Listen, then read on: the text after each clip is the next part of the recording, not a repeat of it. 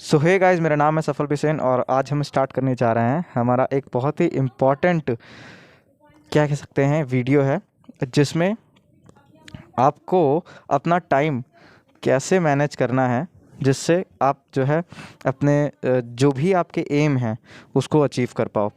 ठीक, एम मतलब कि जो भी आपके ऑब्जेक्टिव्स हैं, है ना, कॉलेज ईयर्स के थ्रू आप उसको कैसे अकम्प्लिश कर सकते हो। तो यहाँ पे हम दो तरह की बात करेंगे और मैं आपसे पहले तो ये कहूँगा कि आप अगर जहाँ भी ये वीडियो देख रहे हो, ठीक, तो पहले आप अपने चेयर टेबल पे बैठ जाइए। ठीक, ऐसे खड़े खड़े और टाइम पास के लिए इसको मत देखिएगा, ठीक है ना, थोड़ा सीरियस होके देखिए क्योंकि इंपॉर्टेंट चीज़ें रहेंगी इसमें। और मैं ये नहीं चाहूँगा कि आप केवल ऊपर ऊपर से देख लो। ठीक, तो जो भी देखो इससे आपकी ही हेल्प हो, तो ये इसीलिए मैं कह रहा हूँ कि आप जो है एक चेयर और टेबल पे बैठ जाइए। ठीक, तो अगर एक पहली बात, सबसे पहली बात आपको हम यहाँ पे बता दें कि अगर आपके पास आपके रूम में चेयर एंड टेबल है ही नहीं, अगर आप बिस्तर पे पढ़ते हो, है ना, कोई एक छोटी सी मेज़ लेके उस पे अपने बिस्तर पे ही रख लेते हो और उस पे पढ़ रहे हो, तो ये बहुत ही गलत बात है ना। उससे क्या होता है कि पहली बात तो 1 घंटा 2 घंटा पढ़ने के बाद आप सीधे लेट जाते हो और वहीं से आपका जो है नींद की शुरुआत हो जाती है। तो ये आपका लॉन्ग आवर्स की स्टडी आपको करने में प्रॉब्लम देती है ये चीज़। तो पहली बात तो अगर आपके पास चेयर और टेबल नहीं है तो तुरंत ये वीडियो छोड़ के पहले चेयर और टेबल अरेंज कीजिए अपने कमरे में। वो आपकी ज़रूरी चीज़ है। ठीक, फालतू की चीज़ों में अपने पैसे खर्च करने से अच्छा है कि ये चीज़ आपके रूम पे होनी चाहिए, जो कि बहुत ही ज़रूरी है। ठीक, बिस्तर पे बैठ के, बिस्तर पे लेट के पढ़ाई बिल्कुल नहीं करनी है। सबसे पहली चीज़ आपको यही चीज़ करनी है। ठीक, तो इस वीडियो को देखते हुए पहले आप अपने स्टडी टेबल पे बैठ जाइए। अब आपकी अगर हम बात करें तो आप दो तरह के यहाँ पे हम स्टूडेंट्स देख सकते हैं। दो तरह के स्टूडेंट्स देख सकते हैं या फिर स्टूडेंट्स के पास जनरल तौर पे आप लोगों में ही दो ही तरह के एम रखने वाले स्टूडेंट हैं। हर स्टूडेंट के पास कुछ ना कुछ एम ज़रूर होगा, कोई भी एमलेस होके कॉलेज नहीं आता। ठीक, तो सबके पास कोई ना कोई एम ज़रूर होगा। अब स्टूडेंट्स के जो एम हैं जनरल तौर पे हम उनको दो कैटेगरी में डिवाइड कर सक रहे हैं। जैसे सबसे पहले जो आते हैं वो जिनका मेजॉरिटी, क्योंकि एक ऐसा एम है जो मेजॉरिटी ऑफ स्टूडेंट्स का रहता है, और फिर हम बात करेंगे वो एम वाले स्टूडेंट्स जिनका एम थोड़ा हटके रहता है और जो कि माइनॉरिटी स्टूडेंट्स में आते हैं। माइनॉरिटी मतलब क्या कि इनका जो एम है ना, ये इस तरह के एम वाले स्टूडेंट बहुत ही कम हैं। तो देखिए, मेजॉरिटी स्टूडेंट्स की अगर हम बात करें तो ऐसे स्टूडेंट्स मतलब ज़्यादातर स्टूडेंट्स का जो एम है वो क्या है कि यहाँ पे डिग्री लें, डिग्री आपको मिले, ठीक, विथ गुड मार्क्स। कोई भी स्टूडेंट नहीं चाहेगा कि उसके कम मार्क्स के साथ उसको डिग्री मिले। ठीक, और इसी के साथ साथ उसका जो एक एम रहता है कि वो किसी ना किसी कंपटीशन की तैयारी करे, कंपटीशन। ठीक है ना। अब इस कंपटीशन में सारे तरह के कंपटीशन में इन्वॉल्व कर रहा हूँ, जैसे कि यूपीएससी, डिफेंस के जितने भी होते हैं, AFCAT, C D S, है ना, और आपका कुछ लोग एनडीए के लिए भी एलिजिबल रहते हैं शुरुआती ईयर्स में कॉलेज के, तो एनडीए, और आपका हो गया एसएससी, सीजीएल हो गया, है ना, सीजीएल हो गया, एमटीएस हो गया, छोटे से बड़े एसएससी के सारे लेवल के, बैंक के, है ना, रेलवे के, एक्सेट्रा। तो ये सारे आपके जितने भी इस तरह के कॉम्पिटिशन्स हैं, देखिए यूपीएससी बड़े से लेके छोटा, एसएससी, एमटीएस सबसे छोटा, है ना, 10th पास जिसकी एलिजिबिलिटी रहती है, तो सारे कंपटीशन मैंने यहाँ पे आपके ले लिए हैं। तो जिस भी बच्चे का कंपटीशन एम है, ठीक, उसको कैसे टाइम मैनेज करना है और कैसे कॉलेज में अच्छे मार्क्स ले आने हैं, है ना, साथ ही साथ कंपटीशन भी तैयार करना है, तो वो इस कैटेगरी में आते हैं। ज़्यादातर बच्चों का एम यही रहता है। अब जो दूसरी तरह के एम वाले स्टूडेंट्स हैं वो आते हैं जिनको सबसे पहला एम तो उनका भी यही सेम रहता है, उनको भी क्या करना है, डिग्री लेनी होती है विथ गुड मार्क्स। और जो दूसरा उनका एम रहता है रहता तो उनका भी कंपटीशन है, बट ये वाले कंपटीशंस नहीं, जिससे जॉब लगे, ये वाले कंपटीशंस नहीं, उनका अलग कुछ रहता है। वो रहते हैं जैसे आपका IIT जैम, जिनका नेट JRF रहता है ना, या फिर TGT या PGT, ठीक। तो इन तरह के जो जिन स्टूडेंट्स का ये एम है कि वो, जैसे कि IIT जैम कई लोगों को नहीं पता होगा किस चीज़ के लिए होता है, तो ये MSc के लिए होता है, ठीक। IIT से अगर आप MSc करना चाहते हैं तो IIT जैम एंट्रेंस होता है। तो IIT जैम प्रोफेसर बनने के लिए नेट JRF होता है ना। और टीचर बनने के लिए गवर्नमेंट TGT और PGT का पेपर होता है। वो आपके सब्जेक्ट पे, जिस सब्जेक्ट से आप BSc कर रहे हो या ग्रेजुएशन कर रहे हो, उस पर डिपेंड करता है, ठीक। तो कुछ बच्चे इस एम के साथ होते हैं, तो इस एम के साथ बहुत ही कम बच्चे होते हैं। मेजरली मैंने क्या देखा है, मैं अपने हिसाब से बता रहा हूँ, जो मुझे लगा कि मेजॉरिटी जो रहती है वो इस तरह के स्टूडेंट्स की रहती है, जिन स्टूडेंट्स का एम ये है, ठीक। अब आपके पास प्रॉब्लम्स क्या आती हैं? सबसे पहली प्रॉब्लम आती है कि आपका सिलेबस कैसे कंप्लीट हो, है ना। सबसे पहली प्रॉब्लम आती है आपकी सिलेबस की, कि सिलेबस कैसे कंप्लीट हो, ठीक। दूसरी प्रॉब्लम आती है आपकी टाइम कैसे मैनेज करें, है ना। सारा टाइम आपका खाने बनाना और पानी और यही सब में चला जा रहा है, क्योंकि कई लोग बाहर से आए होंगे और उनको ये घर के काम करना या फिर जो भी रूम में जितनी भी साफ़ सफाई या फिर नॉर्मल काम की ज़रूरत होती है, वो करने में काफ़ी आपको दिक्कत आती है स्टार्टिंग में एटलीस्ट। तो उनको टाइम मैनेज करने में बहुत दिक्कत हो रही होगी, है ना। कई लोगों को तो खाना नहीं बनाना नहीं आता होगा। तो ये सब भी आपकी प्रॉब्लम्स होंगी।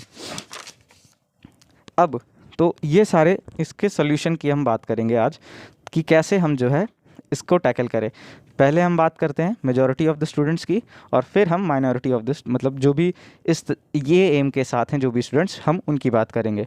तो अगर हम मेजॉरिटी वाले स्टूडेंट्स की बात करें, क्योंकि ये प्रॉब्लम्स तो कॉमन होंगी, दोनों तरह के स्टूडेंट्स के साथ आएंगी, ठीक।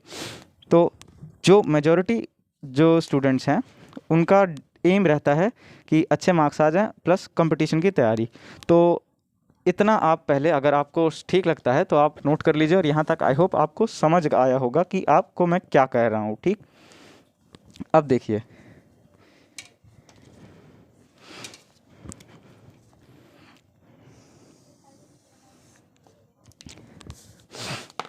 अब यहाँ पे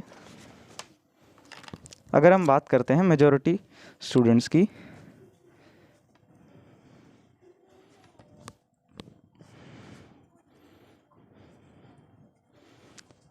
सो मेजॉरिटी स्टूडेंट्स हमारे, उनको मैं यही सजेशन दूंगा कि उनका जो एम है, जैसे कि वो डिग्री केवल लेना है अच्छे मार्क्स के साथ और कंपटीशन है, तो उनको मैं यही सजेशन दूंगा कि सबसे पहले तो अपना जो टारगेट है, वीकली टारगेट्स रखिए।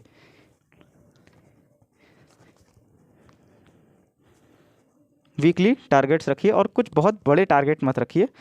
थोड़ा सा ऐसे टारगेट रखिए जो कि अचीवेबल हों, है ना, जिनको अचीव किया जा सकता हो।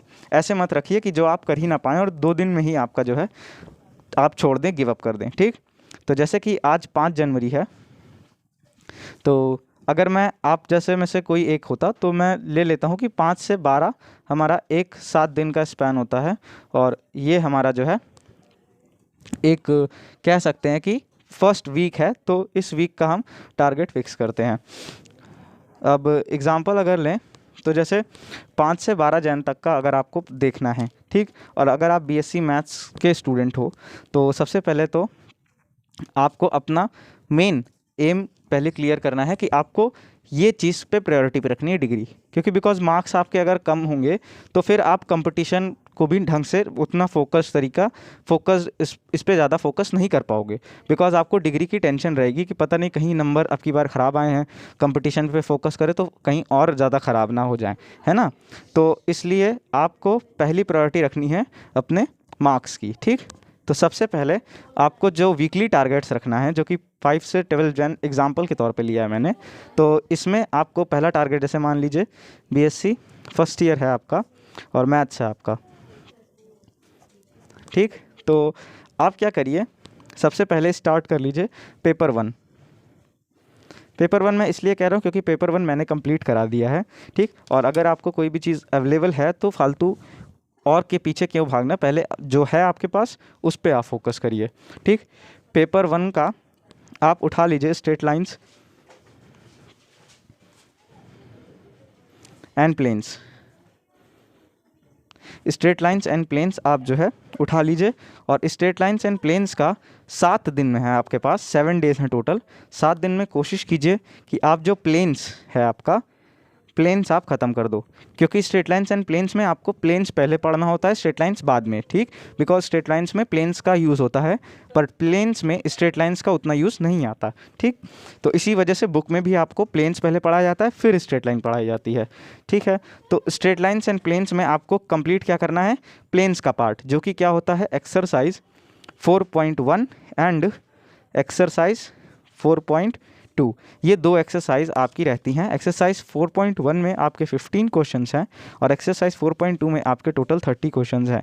और आपको मैं बता दूं कि इस 15 और इस 30 क्वेश्चंस में से एक भी क्वेश्चन बाहर नहीं आता, और ये दोनों ही काफ़ी ईजी क्वेश्चंस हैं, ठीक। मतलब उतने टफ नहीं हैं, एक बार आप लगा लोगे और उसको एक बार अच्छे से रिवाइज कर लोगे तो अगर कोई आपको दिया वो क्वेश्चन लगाने को तो आप आराम से लगा ले जाओगे, आपको दिक्कत नहीं होगी, ठीक। तो आपको क्या करना है कि ये मान लीजिए जैसे कि हम एग्जांपल लेके चल रहे हैं, मैं अगर फर्स्ट ईयर का स्टूडेंट होता तो 7 दिन में मैंने क्या देखा कि पेपर 1 का एक्सरसाइज 4.1 और 4.2 कंप्लीट करनी है, इतने इतने क्वेश्चन है दोनों में, ठीक। और इसके बाद कंपटीशन का ये तो चलिए आपका जो आपका डिग्री के लिए आप जिस लिए आए हो बीएससी का वो तो हो गया। अब आता है आपका कंपटीशन। सो कंपटीशन का एज सच देखिए, मुझे नहीं पता आप किस कंपटीशन के लिए तैयार कर रहे हो, तो मैं आपको कंपटीशन के लिए टाइम दे सकता हूँ बट इस तरह से बता नहीं सकता कि आप पहले क्या तैयार करो, ठीक। तो जैसे जो आप कंपटीशन के लिए मान लीजिए आए हैं तो आप ले लीजिए कि आपको मैथ्स तैयार करना है ना, कंपटीशन की मैथ्स तैयार करनी है, बिकॉज कंपटीशन की और बीएससी की मैथ्स एकदम अलग होती है। ये आप छोड़ के बिल्कुल साइड रख के चल दीजिए कि बीएससी की मैथ्स करेंगे तो कंपटीशन की भी तैयार हो जाएगी। कंपटीशन में आपको इजी क्वेश्चंस बहुत रहते हैं बट वहाँ पे टाइम आपका मेन चीज़ रहती है, और यहाँ पे क्या रहता है कि क्वेश्चंस आपके थोड़े टफ रहेंगे बट टाइम रहता है, तो आंसर राइटिंग देखी जाती है यहाँ पे कि किस तरह से आप उसको सॉल्व कर रहे हो और अपने आंसर को रिप्रेजेंट कर रहे हो, है ना। तो ये देखा जाता है बीएससी में, जबकि वहाँ पे टिक मारो और आगे बढ़ो वाला काम रहता है। तो ये जो आपका कंपटीशन है इसमें आप मान लीजिए जैसे कि अगर मैं अपनी बात करूँ, फर्स्ट ईयर का स्टूडेंट हूँ, तो मैं कंपटीशन की मैथ्स अभी फोकस करूँ। और यहाँ पे हम मैथ्स में एक होता है जनरल, क्योंकि ज़्यादातर जो कंपटीशन की मैथ्स होती है उसमें जनरल मैथ आती है ना, जनरल मैथ या फिर अप्लाइड मैथ आती है। तो इसका एक होता है नंबर सिस्टम। नंबर सिस्टम जो है एक चैप्टर है, इसको ख़त्म करने के हम देख सकते हैं, या जो भी आपको चैप्टर पसंद हो, आप मैथ्स की जगह इंग्लिश ले सकते हो, कुछ उसका भी देख सकते हो। लेकिन मैं ये कह रहा हूँ कि आपको एक इस तरह का टारगेट बनाना है। मैं अपना एक एग्जांपल देके बता रहा हूँ इसलिए। तो यूट्यूब पे आप सर्च मारोगे तो अगर ये 8 से 15 लेक्चर के बीच में नंबर सिस्टम की बहुत सी प्लेलिस्ट मिल जाएंगी, कोई भी एक उठा के इस चैप्टर को आपको फिक्स कर लेना है। तो ये साथ ही साथ आपका कंपटीशन भी यहाँ पर तैयार हो रहा है, ठीक। तो इसके बाद एक और टारगेट आपको रखना है इस हफ्ते, क्योंकि हर हफ्ते आपको 2 टर्न मिलती है अपने प्रैक्टिकल्स की, ठीक। आपके फिजिक्स के और मे भी शायद अगर केमिस्ट्री जिनका सब्जेक्ट है उनके केमिस्ट्री के, नहीं तो अदर सब्जेक्ट्स के भी प्रैक्टिकल होते हैं, जैसे स्टैट्स का होता है, कंप्यूटर साइंस का होता है, डिफेंस का भी होता है, तो उनको भी अपने प्रैक्टिकल देखने हैं, ठीक। तो आपकी हर एक पेपर में, जैसे मान लीजिए फिजिक्स की बात करें, मेन प्रैक्टिकल क्योंकि फिजिक्स का ही होता है, तो फिजिक्स के अगर हम प्रैक्टिकल की बात करें तो फिजिक्स के प्रैक्टिकल में आपकी 2 टर्न लगती है हर हफ्ते की, ठीक। हर हफ्ते में तो आपको क्या टारगेट रखना है कि बीएससी में फर्स्ट ईयर में जो आपको प्रैक्टिकल मिला है, ठीक, फर्स्ट ईयर में जो भी आपको प्रैक्टिकल मिला है उसके बारे में आप अच्छे से तैयार करो, है ना। देखो, पहले देखिए आपको प्रैक्टिकल मिलेगा और कुछ सेक्शन में डायरेक्ट आपको ऑपरेटर्स पे भेज दिया जाता है कि जाइए ये आपका प्रैक्टिकल है, वो ऑपरेटर्स है, जाके आप प्रैक्टिकल करिए, आपको बताया कुछ नहीं जाएगा। और कुछ सेक्शन में क्या होता है कि आपको जो है कहा जाता है कि नहीं, पहले आप वो आपका ऑपरेटर्स है, आप पहले उसके बारे में पढ़ के आइए। एपरेटस आपको अभी नहीं टच करने दिया जा रहा है, आपको उस एपरेटस के बारे में पढ़ के आना है, एक्सपेरिमेंट कैसे होता है ये जान के आना है बुक से, जहाँ से भी, है ना। आपकी एक बुक आती है कार्ल खरे एंड जैन प्रैक्टिकल की, तो उस बुक से आपको पढ़ के आना है। फिर वो आपका थोड़ा सा वाइवा लेंगे, देखेंगे कि आपको नॉलेज है कि नहीं उस इंस्ट्रूमेंट की, कि ऐसा तो नहीं कहीं आप उस इंस्ट्रूमेंट पे आपको भेजें और आप ख़राब कर दो, है ना। तो वो इस सेफ्टी रीज़न के लिए आपको एक बार हल्का सा छोटा वाइवा लेते हैं वो। अगर उनको लगेगा कि हाँ आपको प्रैक्टिकल करना आता है, सारे आपको जो है प्रिकॉशंस पता हैं, तो फिर वो आपको भेजते हैं प्रैक्टिकल करने के लिए। तो ये जो आपका एक हफ़्ता है, इस एक हफ़्ते में आपकी 2 टर्न लगनी है। तो पहले तो प्रैक्टिकल को अलॉट करवाइए, अगर नहीं अलॉट है आपके पास तो, और अगर आपको प्रैक्टिकल अलॉट हो गया है तो आपका दूसरा स्टेप आता है कि आप उसके बारे में फुल इन्फॉर्मेशन इकट्ठा कीजिए। फुल इन्फॉर्मेशन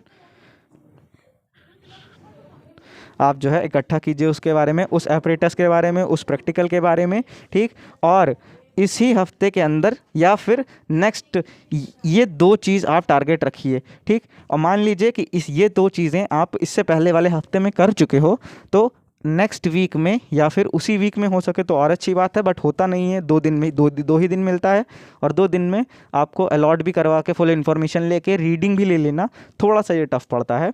तो आप कोशिश कीजिए कि जो है आप उसी हफ्ते या फिर नेक्स्ट वीक के लिए, ये आपका ऑप्शन में है, उसी हफ्ते आपको रीडिंग भी ले लेनी है, रीडिंग भी लेके अपना ये प्रैक्टिकल ख़त्म कर लेना है, ठीक। सो ये आपका क्या है, ऑप्शनल है, ठीक है ना। तो ये आपका क्या है, ऑप्शनल है, ठीक। आपको रीडिंग भी करनी है, प्लस आपको जो है रीडिंग ले लेनी है उस प्रैक्टिकल की, और उसको फेयर भी कर लेना है, ठीक। यहीं से आपका आ जाता है कि उसको फेयर करके, उसको चेक करवा के, उसका वाइवा आइवा मीन्स प्रैक्टिकल करने की कोशिश करनी है। ऐसा नहीं है कि आपको प्रैक्टिकल एकदम से छोड़ के चलना है या इग्नोर करके चलना है, आगे जाके आप ही को दिक्कत होगी, ठीक। अब इसमें कई लोगों को लगता है कि कोई हमको प्रैक्टिकल बता दे, क्योंकि वहाँ पे जो प्रोफेसर्स होते हैं वो आपको प्रैक्टिकल उतना, देखिए जिस सेक्शन में अगर आपको कह दिया जाता है कि वो आपका एपरेटस है, जाइए आप प्रैक्टिकल करिए, ठीक, तो उस सेक्शन में आपको प्रोफेसर उतना बताएंगे नहीं, आपको खुद से वो इसलिए कह रहे हैं ताकि आप जाइए अपना जो एपरेटस है उसको एक्सप्लोर कीजिए, ठीक। एज ए रिसर्चर आप उस पर रिसर्च करिए, पढ़िए उस एपरेटस के बारे में, उस एक्सपेरिमेंट के बारे में पढ़िए, और फिर खुद से सब कुछ करिए, ठीक। तो वो उतना नहीं बताते आपको, तभी बताएंगे जब उनको लगेगा कि हाँ ये बच्चा खुद से थोड़ा बहुत पढ़ के आया है, नहीं क्लिक कर पा रहा है, बिकॉज है तो स्टूडेंट लेवल का ही अभी ब्रेन, है ना।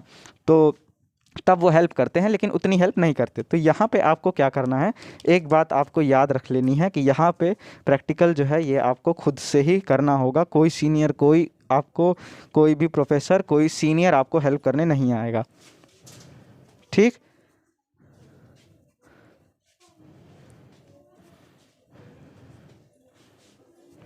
क्योंकि देखिए सीनियर्स भी कैसे हैं, एक बार प्रैक्टिकल कर लिया, हो गया, एग्ज़ाम दे दिया, उसके बाद प्रैक्टिकल उतना नहीं याद रखते हैं, ठीक।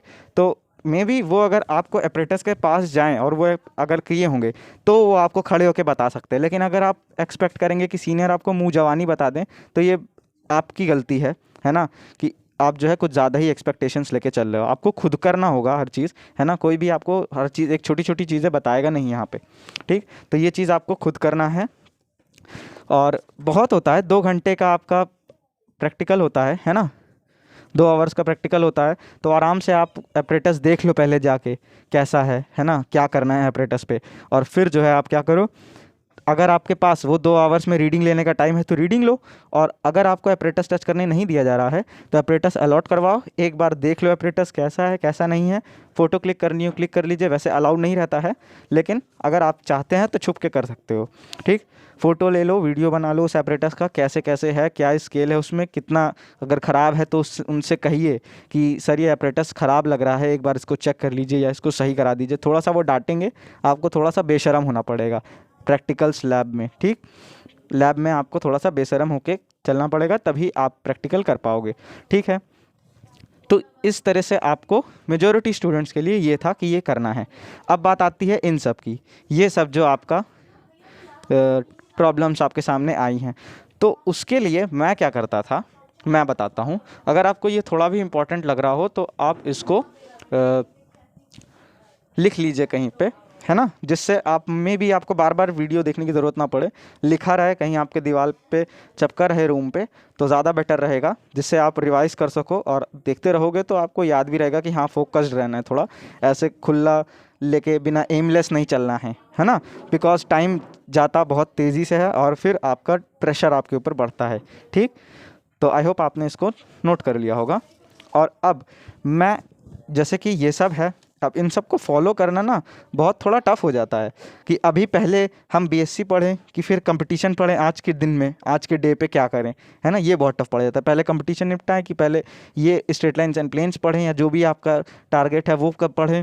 ठीक, या फिर आप पहले लैब का टाइम हो गया भैया, अभी तो कुछ पढ़ ही नहीं पाए, लैब चले गए, वहाँ थक गए, तो ये सब जो आपका झमेला है, आके वापस से आपको खाना भी बनाना होगा, तो टाइम मैनेज करना है, सिलेबस नहीं कंप्लीट है, तो दिन में आपको लगेगा एक हफ्ता ऐसे ही निकल गया, कुछ नहीं कर पाए। तो ये सब आपके पास ना हो, इसलिए मैं अपने लिए बता रहा हूँ कि जब मैं था तो मैं इस तरह ये यूज़ करता था। अब ये क्या है, ये आपका आवर टू आवर का टाइम टेबल है, ये मैं खुद के लिए बनाता था, कोई मेरे को बताता नहीं था। ठीक, तो ये मेरा आवर टू आवर का टाइम टेबल है। और इसको मैं किस तरह से अरेंज करता था, ये आपका रहता था टाइम एंड डे का ब्लॉक। ठीक, यानी कि इस तरफ आपके डेज चलेंगे और इधर आपका टाइम चलेगा। ये रहता था आपका Monday, Tuesday, Wednesday, Thursday, Friday और सैटरडे एंड संडे। ठीक, अब एक बात ध्यान में रखिए, कुछ लोगों की क्लासेस हो सकता हो कि सैटरडे को होती हो, और ज़्यादातर लोगों की क्लासेस सैटरडे संडे ऑफ रहता है कॉलेज। ठीक, तो वो आप पे डिपेंड करता है आप कैसे लेते हो। अब देखिए यहाँ पे टाइम कैसे लेते थे, ध्यान से देखिए यहाँ पे कितने स्लॉट्स हैं, इस स्लॉट को हटा दें फर्स्ट स्लॉट को, तो यहाँ पे कितने स्लॉट्स आपके आगे आ रहे हैं, 1 2 3 4 5 6 7 8 9 10 11 12 13 14 15 16 17। ठीक, एक दिन में कितने घंटे होते हैं, 24 घंटे, है ना। यहाँ पे अगर आप देखें, एक दिन में आपके पास 24 आवर्स होते हैं।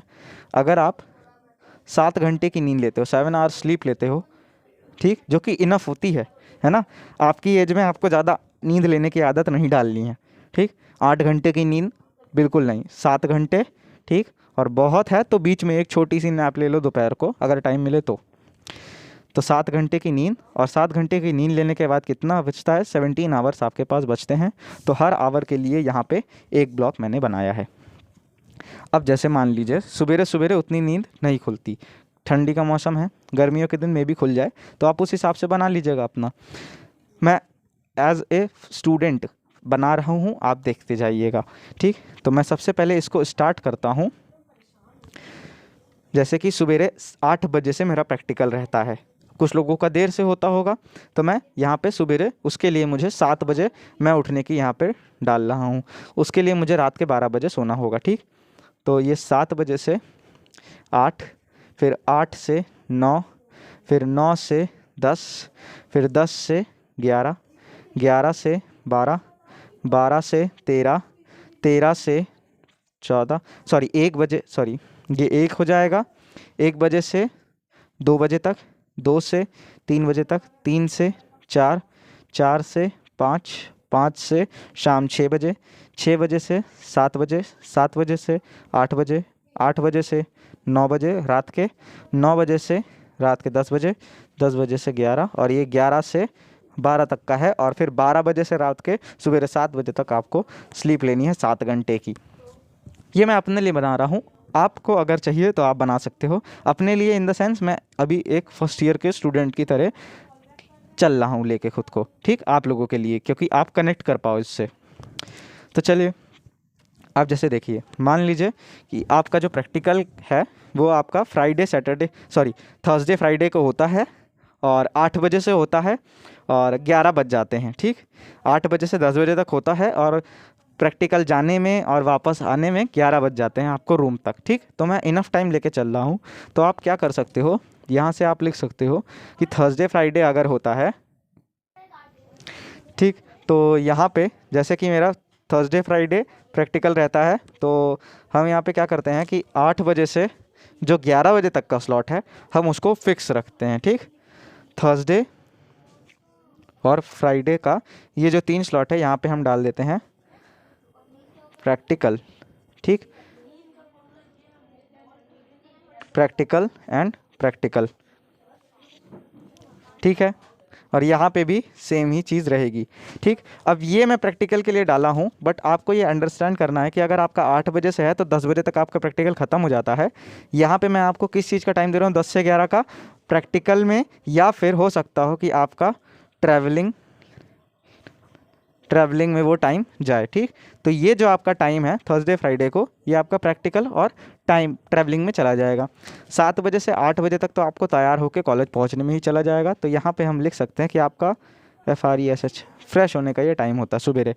7 बजे से 8 बजे के बीच कुछ खाइए पीजिए, है ना। रात को ही आपको ये चीज़ सुबेरे का नाश्ता बना के सो जाना है, अगर आप हॉस्टल में रह रहे हो या फिर रूम लेके रह रहे हो तो, ठीक। सुबेरे का ये मत रखिए सुबेरे उठ के बनाए, बहुत ही झंझट होता है। सुबेरे उठ के अपनी जो एनर्जी होती है, ये मेरी बात ध्यान से सुनिए, सुबेरे उठ के जो आपकी एनर्जी होती है, आप उसको खाना बनाने और फालतू के काम की बजाय आप अच्छे कामों में, पढ़ाई में लगाइए। सुबेरे का नाश्ता रात में ही बना के सोइए, थोड़ा मोड़ा खा के अपना जो काम है उस पर फोकस करिए, ठीक। पता चला बनाते बनाते 12 बज गए दोपहर के, तो वो अच्छा नहीं है फिर आपके लिए, ठीक है। तो ये आपको सबसे पहले अपना प्रैक्टिकल टारगेट करना है, बिकॉज ये इम्पॉर्टेंट है, ठीक। तो ये तो हो गया आपका, ठीक है ना, प्रैक्टिकल के लिए। ये हो गया आपका प्रैक्टिकल पे टाइम देने वाला टाइम। अब इसके बाद मान लीजिए कि आपका क्या है कि मंडे को तो आप खाली रहते होंगे, ट्यूसडे वेंसडे और फिर सैटरडे संडे भी ये सुबेरे 11 बजे तक का स्लॉट आपका खाली रहता है, ठीक। मे बी कुछ आप लोगों को अगर क्लासेस लेनी है तो आप वहाँ पे क्लासेस भी डाल सकते हो, ठीक। कि जैसे मान लीजिए कि हमारा ट्यूसडे को हमको कॉलेज जाके क्लास लेनी है 11 से 12 वाली या 12:40 से कुछ वाली, तो आप उतना टाइम 2 स्लॉट आप मैनेज कर लो, है ना, बीच बीच की टाइमिंग है अगर, ठीक। नहीं तो सिंगल स्लॉट ही मैनेज कर लो, ठीक। तो उस हिसाब से आपको मैनेज करके चलना है। तो हम यहाँ पे मान के चल रहे हैं कि मान लीजिए हमको कोई क्लासेस भी लेनी है, अब मुझे नहीं पता कौन सी क्लासेस है, ठीक। तो मैं केवल ये कह रहा हूँ कि हो सकता है मेरे ट्यूसडे को इतना टाइम मेरा वापस से कॉलेज में जा रहा हो, है ना। तो इतने टाइम पे हम ये लिख देंगे कि हमें इस पेपर की ये वाली क्लास यहाँ के कॉलेज में लेनी है, ठीक। जिन भी सर की हमको समझ में आ रही हो। इसी तरह से मान लेते हैं कि हमको मंडे को भी हमारा जो है ये जो 10 से इतना वाला स्लॉट है 12 तक का, ये भी क्लासेस ही लेनी है ना, जाके। अगर आपको सही लगता है तो, वैसे मैं तो सजेस्ट करूँगा कि आप कोई भी क्लास जाके ना लो, केवल प्रैक्टिकल करो और खुद से सेल्फ स्टडी करो। सेल्फ स्टडी से आपका आराम से क्लियर हो जाएगा, ठीक। कोशिश करते रहो पता करने की कि कैसे टैकल करना है, ऐसे खाली मत बैठो, ठीक है। तो चलिए, अब जैसे मान लीजिए ये तो आपका डेली का रहेगा 7 से 8 FRES फ्रेश होना है ना। तो ये टाइम तो आपका सभी में जाएगा, ठीक। अब बात आती है यहाँ पे, तो यहाँ पे देखिए आपका 1 घंटे खाली जा रहा है, ठीक। तो आप हो सकता है यहाँ पे 1 घंटे का कोई एक लेक्चर अटेंड कर लो अपने कंपटीशन का। यहाँ आपका देखिए, यहाँ आपको 3 घंटे मिल रहा है ना। तो 3 घंटे यहाँ पे अपना कंपटीशन का दे दो सुबेरे उठ के, ठीक। ये 3 घंटे यहाँ तक का कंपटीशन दे दो, ठीक। फिर वेडनेसडे को ही इस तरह से आप देखो कि मान लीजिए आपका जो है दोपहर को ये टाइम हो जाता है 12 से, आपका मान लीजिए आपको 2 घंटे लगते हैं खाना बनाने को, तो ये अपना लंच बनाने के लिए रख लो, है ना। वेंसडे को भी लंच होगा आपका, इस दिन तो आप बाहर ही जाओगे, ठीक। लंच बनाने का टाइम रख लो रोज़ का यहाँ पे, है ना। 12 से 2 बजे के बीच क्लासेस हैं तो उसके लिए अरेंज करो, फिर लंच का टाइम नीचे रखो। तो मैं क्योंकि कोई क्लासेस नहीं लेने जाता था, है ना, तो लंच का टाइम मैं अपने टाइम पे रख रहा हूँ, ठीक। और ये मेरा इसके लिए फ़िक्स है कि यहाँ पे ये स्लॉट मेरा लंच के लिए होगा दोपहर के, ठीक। फिर अब देखिए मेरे पास यहाँ से लेके रात 9 बजे तक का एटलीस्ट टाइम बचा है। तो उसके लिए मैं क्या कह सकता हूँ, अगर मेरा एम डेडिकेटेड हूँ मैं कि मुझे कंपटीशन ही निकालना है, मेरा BSc में थोड़ा बहुत कम नंबर भी आ जाए, है ना, तो भी मुझे दिक्कत नहीं है। तो मैं क्या करूँगा कि मेरे पास, क्योंकि सुबेरे से अभी लंच किए हो आप, है ना, अभी आपके पास बढ़िया सी एनर्जी है, ठीक। सुबेरे से आपने ज़्यादा एनर्जी खर्च भी नहीं की, है ना। तो आप क्या करोगे, मान लीजिए कि यहाँ पे मैंने क्या किया, ये 3 घंटे या 2 घंटे का स्लॉट मैंने रख लिया कंपटीशन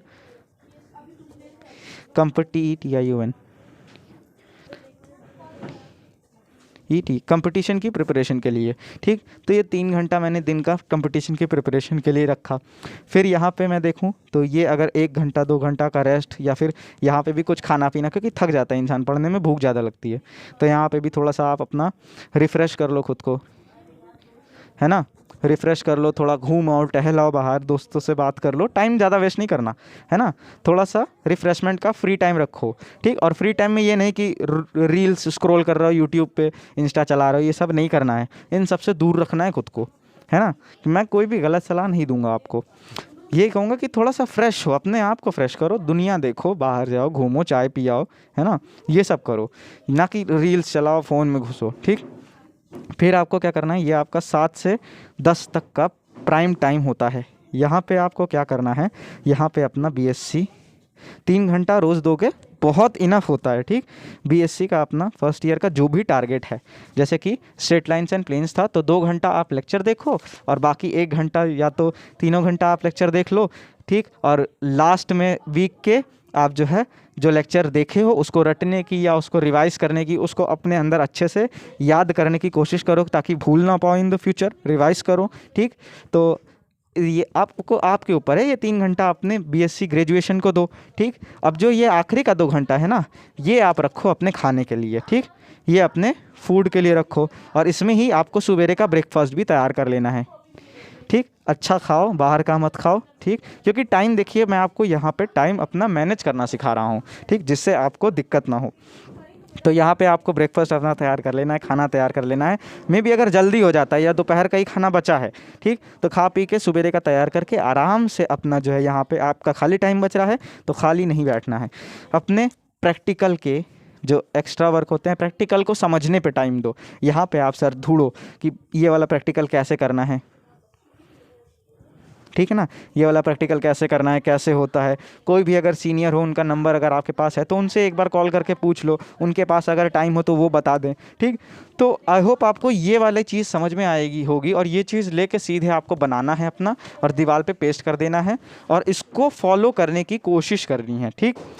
तो आई होप आपको टाइम मैनेजमेंट की जो दिक्कत आ रही होगी वो थोड़ी बहुत इससे क्लियर हुई होगी कि कैसे आपको खुद को मैनेज करना है। और इसीलिए मैंने स्टार्टिंग में कहा था कि आप पहले तो टेबल और चेयर पे बैठ जाइए और अगर नहीं है तो ज़रूर से ज़रूर टेबल चेयर अरेंज कीजिए। बिस्तर पे बिल्कुल नहीं होती पढ़ाई, ठीक। थोड़ा सा सीरियस होइए, ठीक, अपना टाइम मैनेज करने की कोशिश कीजिए और आई होप आपको जो है इससे समझ आया होगा कि कैसे अपना टाइम मैनेज करना है, ठीक।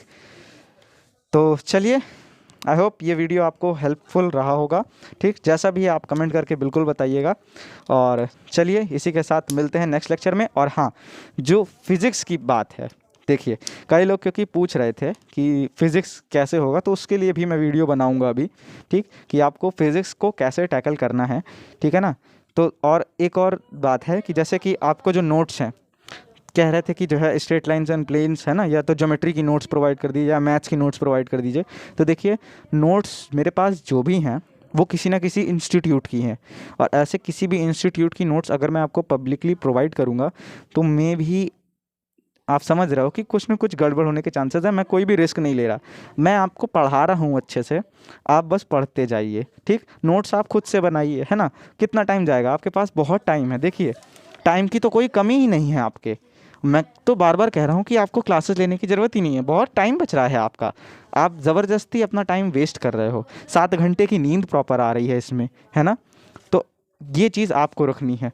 और एक लास्ट टिप इन सबको अच्छे से फॉलो करने की और मैनेज कर ले जाने के लिए आपको एक लास्ट टिप मैं कहूँ कि ये सब आप तभी मैनेज कर पाओगे जब आपके पास 2 चीज़ें हों। पहला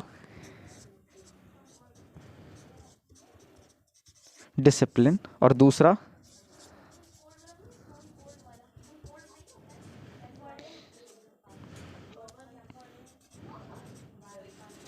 कंसिस्टेंसी। डिसिप्लिन और कंसिस्टेंसी अगर आप में होगी, पहली बात तो डिसिप्लिन यानी कि जब जो चीज़ करनी है वही करिएगा। मन भले ही नहीं कह रहा हो कि यार आज 1 घंटा और सो लें, लेकिन रोज़ 7 बजे उठना है या जो भी अपना टाइम है आपका। कुछ कुछ को सवेरे नहीं उठा जाता तो वो दोपहर के 10 बजे उठने का बना लें, है ना।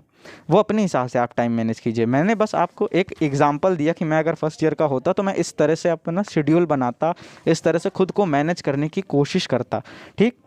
और यहाँ पे आपको 2 चीज़ बहुत ही काम आएगी। आपको बार बार आप शेड्यूल बनाओगे और ऐसा होगा आपसे कि आपसे नहीं फॉलो हुआ, ये जो आपका वीकली टारगेट था वो नहीं अचीव हुआ। मैं एक्सपीरियंस किया हूँ, मैं भी ट्राई किया हूँ, इस वजह से मुझे पता है सबसे होता है, मेरे से भी नहीं होता, कभी कभी आज भी नहीं होता है ना। तो इसमें आपका क्या काम आएगा पता है? डिसिप्लिन और कंसिस्टेंसी। अगर आप कंसिस्टेंटली रोज़ उसी शेड्यूल को फॉलो कर रहे हो, रोज़ जो टाइम है उस टाइम पे जो चीज़ रिक्वायर्ड है वो कर रहे हो, है ना, और डिसिप्लिन है आप में, ठीक। ऐसा नहीं कि भाई कोई भी दोस्त बुला लिया खेलने चलें, पढ़ाई के टाइम पे खेलने चले गए, है ना, हाँ, और कुछ नहीं है तो रील्स ही रोल कर रहे हो, 3 घंटा उसी में बिता दिए दिन में। ये सब चीज़ें, डिसिप्लिन नहीं रहेगा आप में। डिसिप्लिन मतलब ये नहीं होता कि बदतमीजी से बात ना करना, है ना, या तमीज़ में रहना। डिसिप्लिन मतलब होता है कि कोई भी आपका जो एम है उसके लिए आप डिसिप्लिन रहो, मीन्स उसके लिए कोई ऐसी चीज़ ना करो जिससे आपके एम से आप इधर उधर भटको, है ना, तो वो होता है डिसिप्लिन। तो खुद को डिसिप्लिन और कंसिस्टेंट बना के अगर रखेंगे आप, तो बहुत ही आसानी से ये कॉलेज में आपके जो साल हैं वो मैनेज हो जाएंगे, आपको बिल्कुल दिक्कत नहीं होगी, और आप कॉलेज से निकलने ही एक कंपटीशन आराम से क्रैक किए रहेंगे, क्योंकि 3 साल आप ये चीज़ कंपटीशन के लिए लगातार पढ़ रहे होगे। देखो एक दिन में रोज़ कितना घंटा, एटलीस्ट अगर मान लीजिए 3 और 4, मान लीजिए कुछ नहीं तो आप 2 घंटा दे रहे हो कंपटीशन को, तो 2 घंटा 3 साल के लिए दोगे आप, तो कितना हो जाएगा आपके पास। तो आप खुद ही रियलाइज़ कर रहे हो कि आपके पास टाइम तो बहुत है, बस आप उसको मैनेज नहीं कर पा रहे हो। आप ये मत कहो कि आपके पास टाइम नहीं है, ठीक, टाइम बहुत है आपके पास, बस आप उसको मैनेज नहीं कर पा रहे हो। सो आई होप आपको ये जो है थोड़ा सा मदद मिली होगी इससे, क्योंकि मुझे भी काफ़ी मदद मिलती है इस तरह से, ठीक। सो प्लीज़ लाइक करिएगा, और जिनको ज़रूरत हो, मैं ऐसे कहता नहीं हूँ कि मेरे वीडियोस को आप शेयर करिए या सब्सक्राइब करिए, बट जिनको ज़रूरत हो उनको ये वीडियोस ज़रूर शेयर करिए, because this will going to help all those students who are suffering from this kinds of problems, ठीक।